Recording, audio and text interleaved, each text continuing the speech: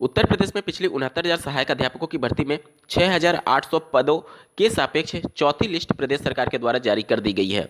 इस लिस्ट में भी प्रदेश सरकार ने कुछ बड़ी गलतियां की हैं, जिसके बाद से ये मामले फिर से कोर्ट जा रहे हैं और 50 नए विवाद को जन्म दे चुके हैं।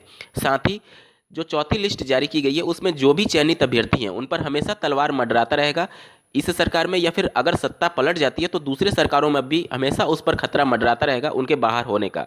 क्या गलतियां की गई हैं इसके बारे में विस्तार पूर्वक चर्चा करेंगे। साथ ही नई शिक्षक भर्ती मांग को लेकर के उत्तर प्रदेश में क्या कुछ चल रहा है और लेखपाल भर्ती 2022 को लेकर के प्रदेश सरकार के द्वारा जो विज्ञापन जारी किया गया है उसमें कुछ महत्वपूर्ण बिंदुओं पर बात करेंगे। साथ ही NIOS DLED अभ्यर्थियों के लिए भी एक नया नोटिस जारी किया गया है एक राज्य सरकार के द्वारा, और उत्तर प्रदेश में DLED सेमेस्टर परीक्षाओं को लेकर के सचिव परीक्षा नियामक प्राधिकारी कार्यालय द्वारा क्या कुछ सूचना दी जा रही है। इन सभी तमाम खबरों के साथ शिक्षा विभाग से जुड़े कुछ अन्य महत्वपूर्ण खबरों को भी देखने वाले, अंत तक बने रहिएगा। नमस्कार दोस्तों, मेरा नाम है नीरज और आप देख रहे हैं करियर बिट यूट्यूब चैनल। अगर आप इस चैनल पर पहली बार विजिट कर रहे हैं तो इसको सब्सक्राइब करते हुए बेल आइकन को प्रेस करना ना भूलें। एक अलग तरह की प्रक्रिया की पिछली भर्ती में से जो पद बच गए थे, जैसा ये कहते हैं, उसको ले आकर के हम इस विज्ञापन के इस भर्ती प्रक्रिया से कैसे भर सकते हैं। जो इस तरह की अनुचित मांग करेगा उसको हम असंवैधानिक तरीके से पूरा नहीं कर सकते।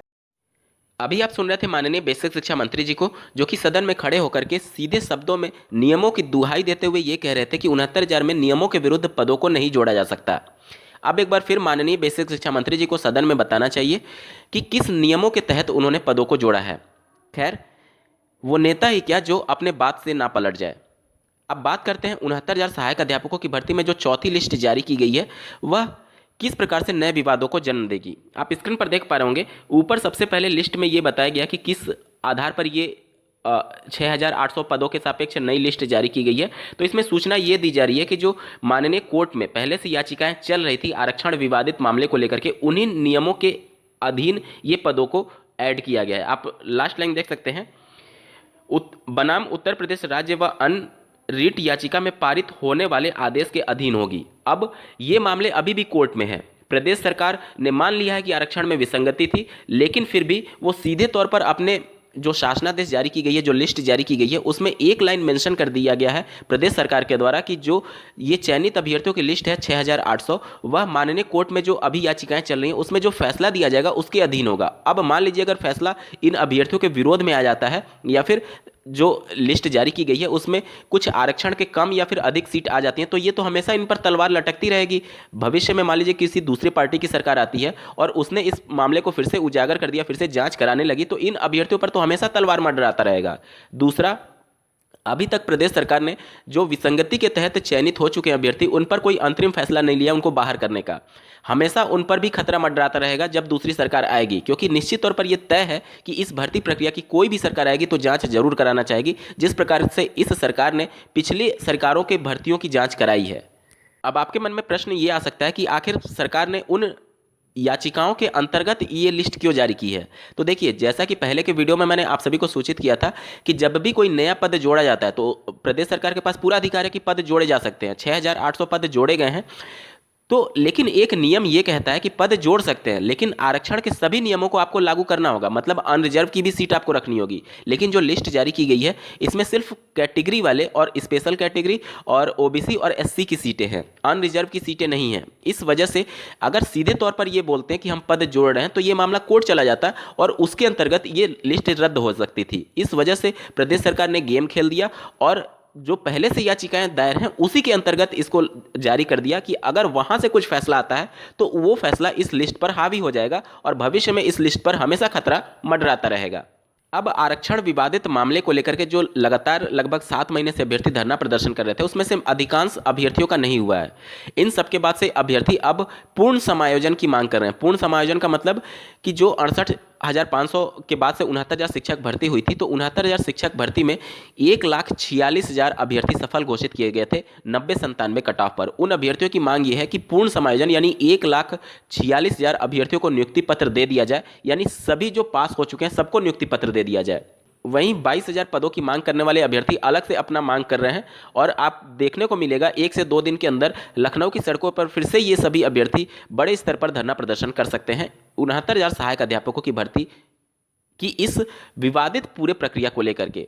और जिस प्रकार से प्रदेश सरकार के द्वारा कार्रवाइयाँ की गई हैं इस पूरे मामले को लेकर के, सबसे पहले सरकार को चाहिए था कि विसंगतियों को दूर करते हुए जो भी पहले चयनित हो चुके हैं सबको एक बार छानने की जरूरत थी कि कौन से विसंगति के तहत चयनित हुए हैं, उनको पहले निकाल देते, उसके बाद से पद जोड़ने की आवश्यकता ही नहीं होती। प्रदेश सरकार ने जो छोटी छोटी गलतियां की हैं निश्चित तौर पर इनका खामियाजा अभ्यर्थियों को ही भुगतना पड़ेगा। अगर प्रदेश सरकार में सत्ता बदल जाती है, कोई दूसरी सरकार इसकी जांच कराती है तो निश्चित तौर पर उनके पास अधिकार होगा, क्योंकि आप पद तो जोड़ सकते हैं लेकिन गलत तरीके से पदों को जोड़ा जा रहा है, तो ये सब हमेशा विवाद बना रहेगा।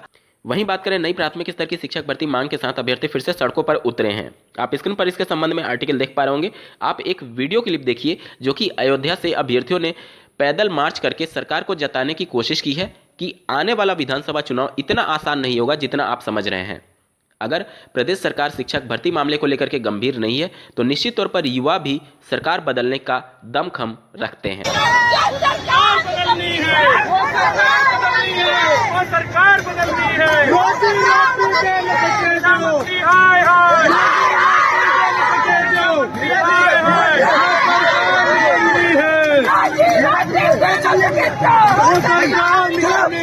PSSSC आयोग के द्वारा राजस्व लेखपाल की भर्ती के लिए आवेदन कल दिनांक 7 जनवरी 2022 से प्रारंभ कर दिए जाएंगे। इसमें सभी अभ्यर्थी आवेदन कर सकते हैं। पीईटी अनिवार्य है, लेकिन उसमें कोई भी कट ऑफ नहीं बताया गया कि इससे ऊपर वाले अभ्यर्थी आवेदन करेंगे। मतलब अभी जो आवेदन लिए जा रहे हैं ये सिर्फ शॉर्टलिस्ट करने के लिए आवेदन लिए जा रहे हैं। प्रत्येक अभ्यर्थी को 25 रुपये आवेदन शुल्क देना होगा सर्विस चार्ज के रूप में। इसके अलावा जो अभ्यर्थी शॉर्ट लिस्ट किए जाएंगे, मतलब मान लीजिए 100 अभ्यर्थियों ने आवेदन किया तो 100 अभ्यर्थियों में सीटों के सापेक्ष वो 15 गुना अभ्यर्थियों को शॉर्ट लिस्ट कर लेंगे कैटेगरी वाइज अलग अलग। और उन अभ्यर्थी जिनको शॉर्ट लिस्ट किया जाएगा उनको एडमिट कार्ड जारी होने से पहले फिर से फी पेमेंट करना होगा मुख्य परीक्षा का, यानी कि मुख्य परीक्षा का फी अलग लिया जाएगा जो अभ्यर्थी शॉर्ट लिस्ट किए जाएंगे। ठीक है, इस परीक्षा में कुल 100 प्रश्न पूछे जाएंगे। 100 प्रश्नों को हल करने के लिए आपको 2 घंटे का समय मिलेगा। प्रत्येक प्रश्न 1 अंक का होगा।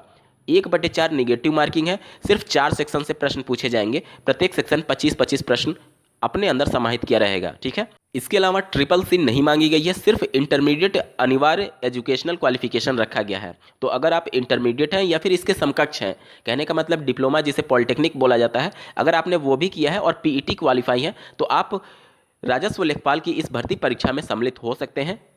बात करें उत्तर प्रदेश में डीएलएड की सेमेस्टर परीक्षाओं को लेकर के, तो आप स्क्रीन पर एक आर्टिकल देख पा रहे होंगे। डीएलएड सेमेस्टर परीक्षा 9 फरवरी से। जैसा कि पिछली वीडियो में मैंने आप सभी को अवगत कराया था कि डीएलएड के जो भी सेकेंड सेमेस्टर 19 बैच के प्रशिक्षु पास हो चुके हैं उनको पीएनपी सचिव ने प्रमोट करने से मना कर दिया था और उनकी तृतीय सेमेस्टर की परीक्षा फरवरी के फर्स्ट वीक में कराने की प्रतिबद्धता जाहिर की थी। उसी के क्रम में ये न्यूज आर्टिकल आप देख पा रहे होंगे। Diploma in elementary education BTC प्रशिक्षण वर्ष 2013, 14, 15, 17, 18 एवं 19 द्वितीय, तृतीय एवं चतुर्थ सेमेस्टर की परीक्षा तिथि घोषित कर दी गई है। उत्तर प्रदेश परीक्षा नियामक प्राधिकारी सचिव की ओर से जारी किए गए आदेश के मुताबिक सेमेस्टर वार परीक्षाएं 9 फरवरी से 18 फरवरी तक आयोजित की जाएंगी।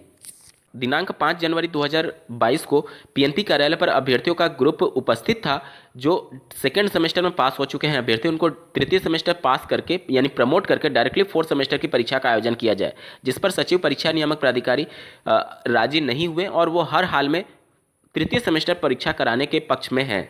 इस वजह से अभ्यर्थियों ने फिर से दिनांक 6 जनवरी 2022 को धरना रखा हुआ है पीएनपी कार्यालय पर, ताकि सचिव परीक्षा नियामक प्राधिकारी दबाव में आए, क्योंकि पीएनपी के जो पुराने सचिव थे उनके द्वारा अभ्यर्थियों को आश्वासन दिया गया था कि अगर आप सेकंड सेमेस्टर पास हो जाते हैं तो आपको तृतीय सेमेस्टर प्रमोट करके डायरेक्टली 4th सेमेस्टर की परीक्षा में सम्मिलित होने का मौका मिलेगा। हालांकि कुछ विसंगतियों की वजह से पुराने सचिव हटा दिए गए और हाल ही में जो SCRT पर अभ्यर्थियों ने धरना प्रदर्शन किया गया था वहां पर भी अभ्यर्थी निश्चित तौर पर गलतियों को स्वीकार किए कि निश्चित तौर पर ये अभ्यर्थी 4th सेमेस्टर का इंटर्नशिप कर चुके हैं, यानी कहीं ना कहीं ये तृतीय सेमेस्टर प्रमोट होने के लिए पात्र हैं, लेकिन कुछ हठधर्मिता की वजह से इन अभ्यर्थियों को प्रमोट का लाभ नहीं दिया जा रहा है और इनकी तृतीय सेमेस्टर परीक्षा कराने के पक्ष में सचिव परीक्षा नियामक प्राधिकारी कार्यालय है और फरवरी के प्रथम सप्ताह में 9 तारीख से इनकी परीक्षाएं प्रारंभ हो सकती हैं। आप स्क्रीन पर देख पा रहे होंगे सचिव परीक्षा नियामक प्राधिकारी की ओर से बुधवार शाम डीएलएड प्रशिक्षण के विभिन्न सत्रों के सेमेस्टर परीक्षा की तिथि घोषित कर दी है। सत्र 13, 14, 15, 17, 19 के द्वितीय, तृतीय और चतुर्थ सेमेस्टर की परीक्षाएं 9 से 28 फरवरी के बीच संपन्न होंगी। उधर बुधवार सुबह बड़ी संख्या में विभिन्न सत्रों के द्वितीय सेमेस्टर बैक पेपर में पास प्रशिक्षुओं ने तृतीय सेमेस्टर प्रमोट किए जाने की मांग को लेकर के सचिव परीक्षा नियामक प्राधिकारी कार्यालय पर प्रदर्शन किया। अभ्यर्थियों का कहना था कि प्रमोट करना हमारा अधिकार है, इसे हम लेकर रहेंगे। आज भी अभ्यर्थियों के द्वारा वहां पर धरना प्रदर्शन रखा गया है। इसके वीडियो में बस इतना ही। ऐसे ही महत्वपूर्ण अपडेट के लिए इस चैनल को सब्सक्राइब करना ना भूलें। इस वीडियो को देखने के लिए आपका बहुत बहुत धन्यवाद। भगवान करे आपका दिन शुभ हो।